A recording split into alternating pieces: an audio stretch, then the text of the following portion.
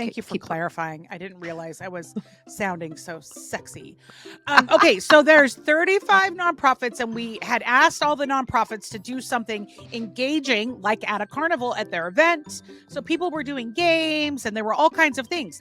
Well, one of the nonprofits that we had was a parrot nonprofit, and which I don't have a lot of experience with parrots, and I don't know that you do either. I mean, we do now, but we didn't at the time, and they were there. They got there really early in the day. So we spent a lot of time with these parrots. They made more sounds than I was expecting, which was fine. But the real clincher was, and I want to also let people know that we had over 1,000 people at this event, and it was also being broadcast on live television. Yes, live television. Mm-hmm. And now this happened during one of the commercial breaks. So this did not get caught on live TV, which I'm actually a little bummed about. But one of the parrots, you have to stop slurping. You have to stop slurping. I'm sorry. I thought that the straw was further down in the drink. I didn't think it was going to make a noise. I'm so sorry. Let me get back to my story. Welcome to Beats Working, winning the game of events, where we share stories and strategies to turn any event or life moment into something unforgettable. Events are wild, and the people who work in them are some of the most resilient humans on Earth. If you know, you know. So come with us behind the curtain for a look at their most memorable experiences. As they say, the show must go on, so let's get on with the show.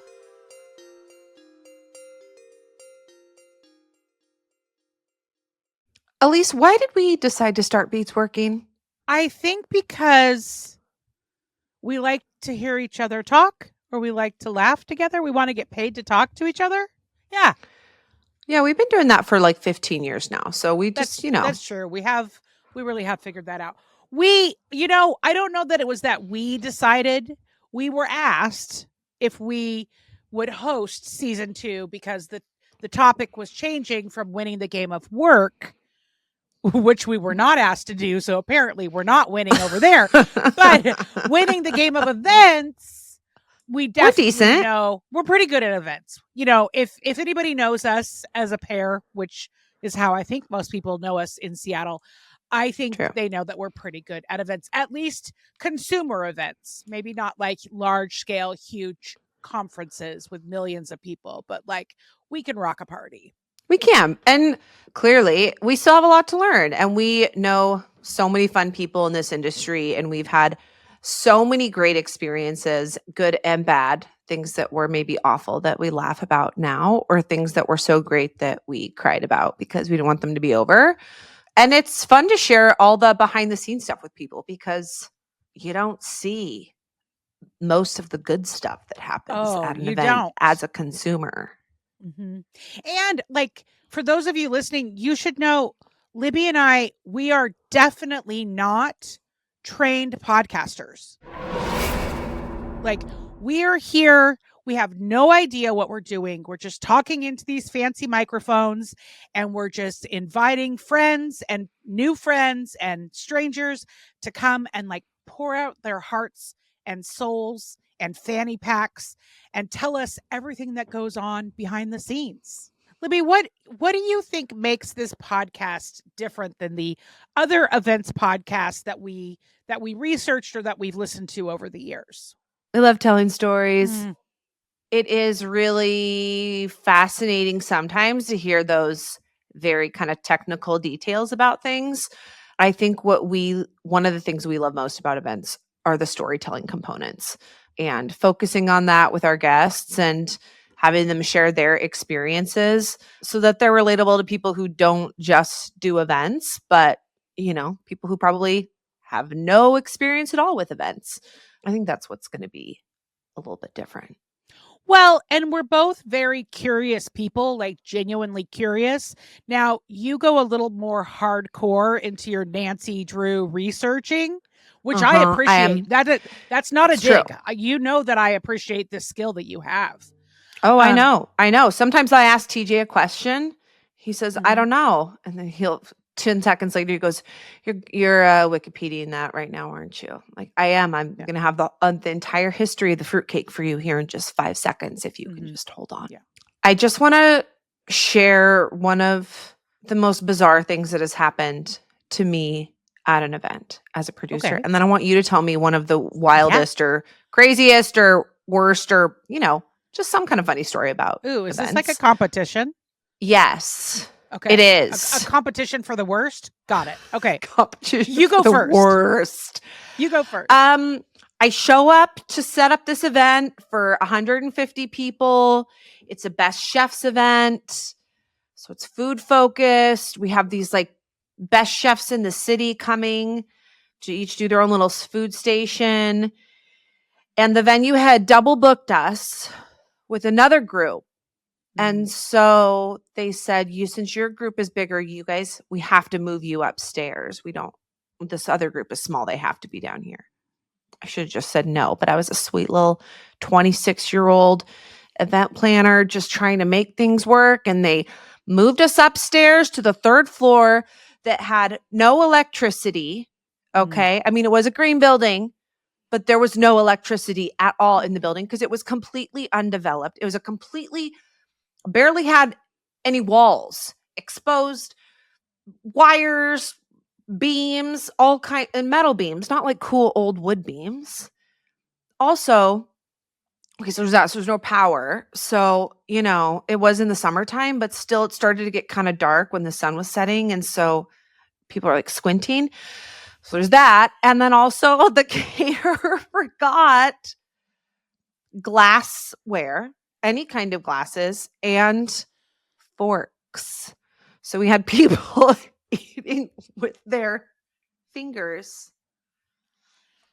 It was squinting in the dark. Squinting, eating with their fingers. It was actually kind of cold, or maybe it was hot in that. I don't even remember anymore the temperature, but it was not temperature controlled. So no, didn't the windows start like randomly opening and shutting on their own because it was like a smart, sustainable building? We won't. Oh, name the I don't. I don't remember that, but they probably did. I'm actually surprised we got asked to do events after that. Quite honestly, I had a very, very nasty email from somebody the next morning. I've never before or since had a review as biting as that. I think I cried in my office for like 2 days. You guys brought me lots of Cheez-Its and Diet Coke, and you're like, it's okay. We're going to get through this. Don't you worry about it. Yeah. Well, things go wrong at events. You get double booked. People forget things. Just got to figure it out. All right. Well, I see your event failure and I honor it, but I am going to top it, I think. So let me set the stage. We have taken over the Paramount Theater in downtown Seattle.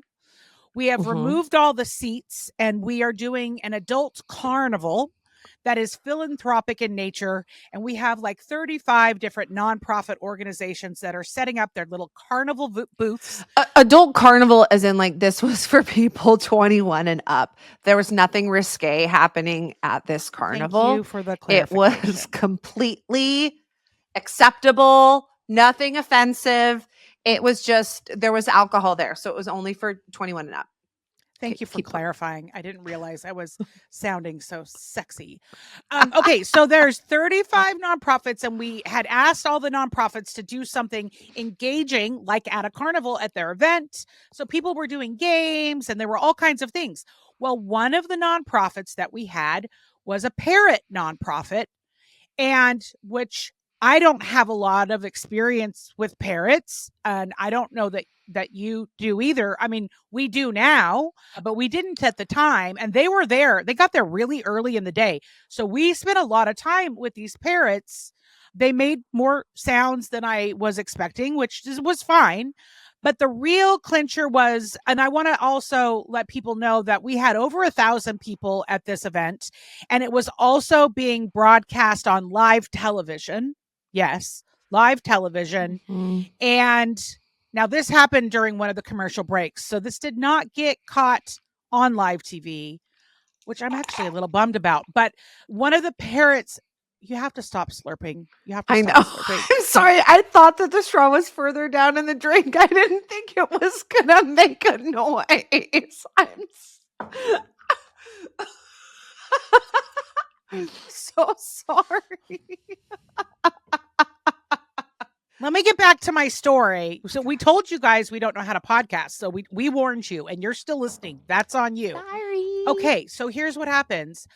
One of the parrots gets loose and is flying around inside the Paramount Theater and flies across the stage, takes a poo, and the poo lands in one of the beers. And we did have a beer sponsor. Yeah. One of the beers on the table of the show hosts, the live show hosts. Yes. So we had to kind of like do a little quick magic to swap that out. Yeah. So, I mean, it did get loose. The thing about that parrot is that he was loose for like 2 hours after the event ended. And we're like, we want to go. But this parrot is flying around in this beloved old theater in downtown Seattle, and they clearly can't leave it. Well, I'm sure that parrot was having the time of its life. And it turns out like you can't like call a parrot like you can like call a dog, like, come here, parrot. Like that doesn't. Or like an eagle, you know, those eagle people, and the birds come and land on their shoulder, you know. You can't put crackers in your hand and a parrot comes, they don't care. Well, turns out Polly doesn't want a cracker.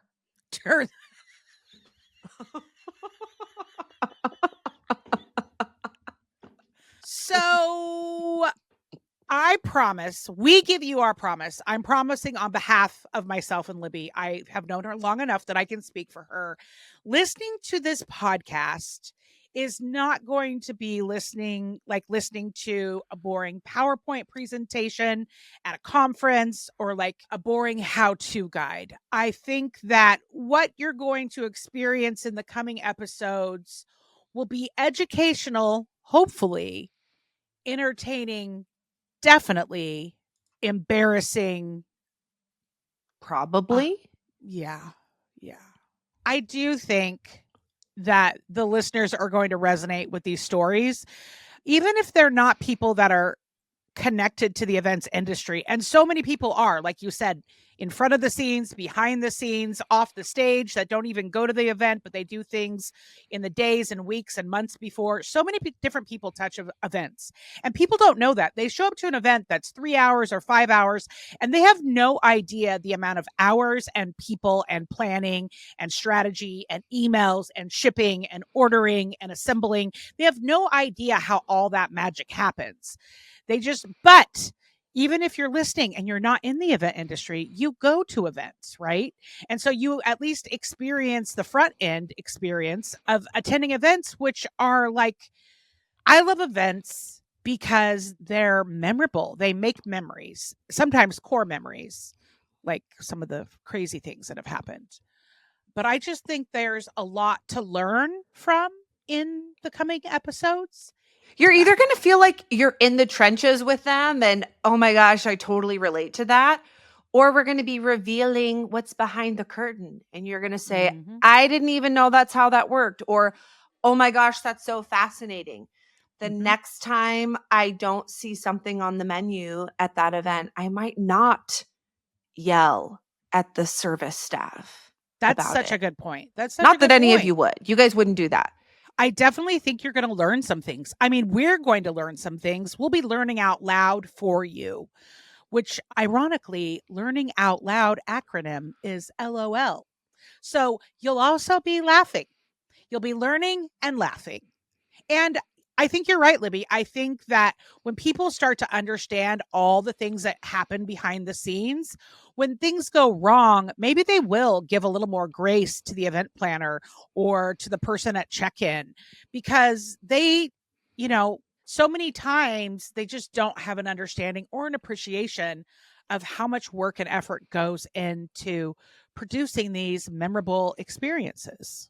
And I think that everybody is going to find some kind of a tip, like to make their own personal experiences memorable, whether that's Thanksgiving dinner or St. Patrick's Day party or like your kid's birthday party or something.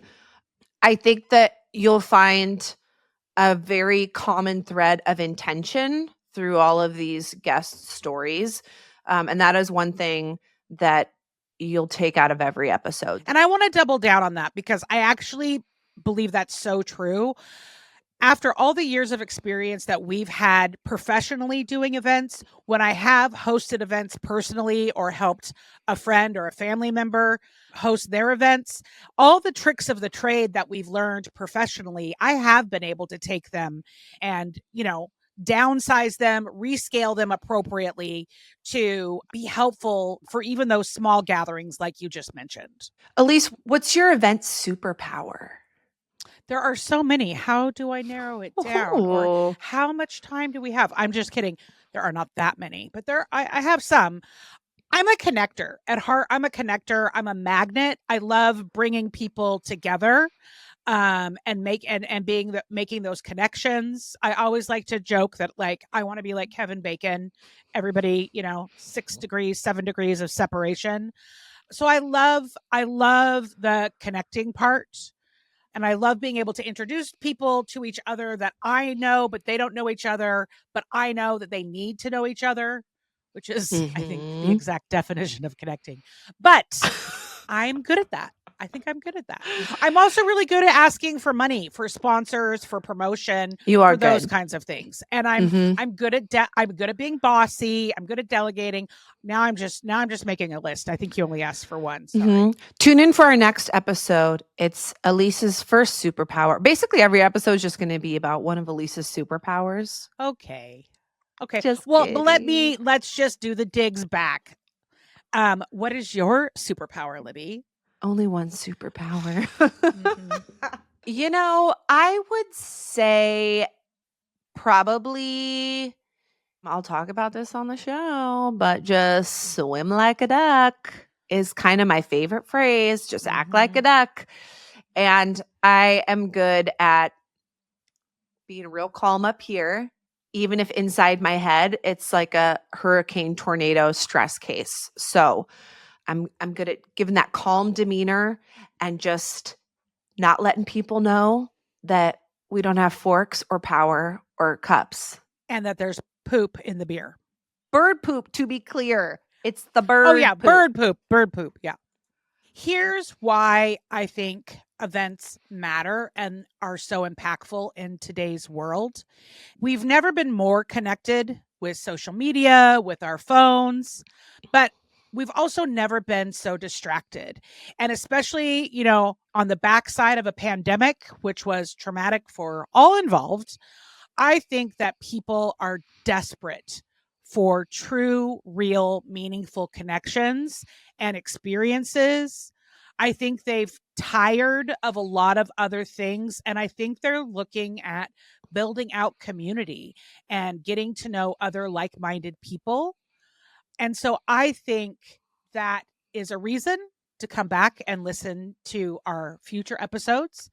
And I also think it is a reason to go to events, to support events in your local community, in your local metropolitan areas of all kinds, whether it's the farmers market, it's a Broadway play, it's a B2B networking happy hour. Like real connections are truly what keep people going. Because if not, you're just alone and sad. I have a question for you, Libby, as we wind down here. Our tagline is winning the game of events. What does that mean? What does that mean to you? There are so many ways that I think you can win the game of events. For me, I think it's really having guests leave your event and even just one person knowing that they're thinking to themselves, that was so amazing. That was so great.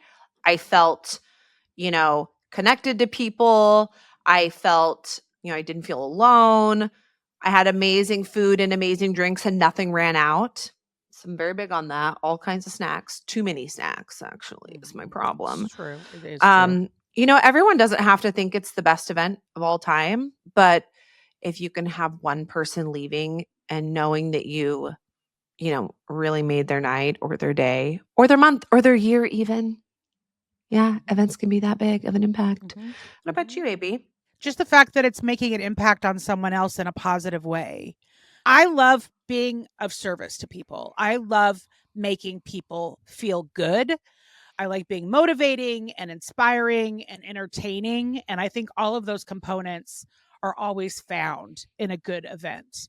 Because when those things are at play, people stop being less anxious and they're more likely to just lean into being awkward with each other and truly getting to know each other and making connections so many times with people that you might not have ever connected with before.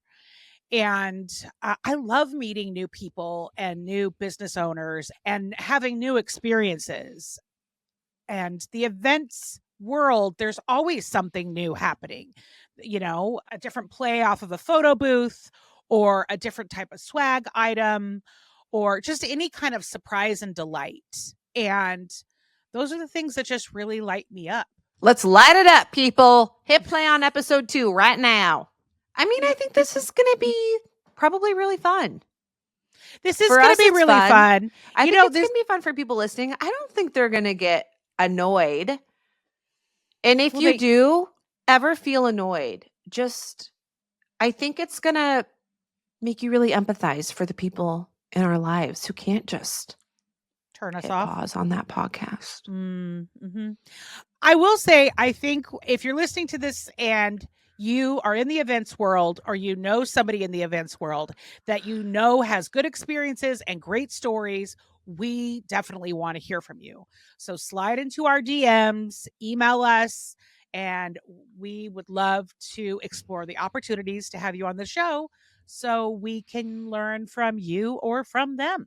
Slide into our DMs. Thanks for listening to Beats Working, Winning the Game of Events, where we explore what it takes to make moments unforgettable. If you're leaving with a little more inspiration, a little more perspective, and a big side ache from all of the laughing at our funny jokes, then we've done our job. Beats Working is a Work P2P production. If you've enjoyed this episode, please don't forget to subscribe, rate, and review us on your favorite podcast platforms. Your support helps us keep the magic going.